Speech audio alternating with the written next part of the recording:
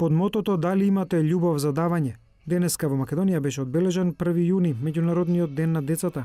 Невладините организации кои се занимаваат со правата на најмалите тврдат дека Македонија е многу далеку од почитување на нивните права.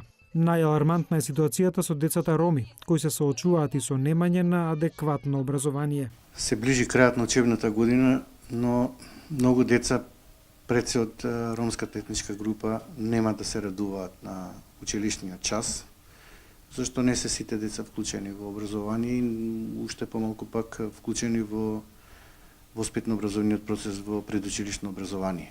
Владата да се ангажира повеќе за отварање на нови капацитети за предучилишно образование, за да нема долги листи на чекање. Од УНИЦЕФ нагласуваат дека посвојувањето на деца кои останале без родители е едно од најдобрите можни решенија за нив. Во домот за деца во Битола има 65 деца, односно новороденчиња и деца под 3 годишна возраст кои чекаат да бидат посвоени од згрижувачки семејства.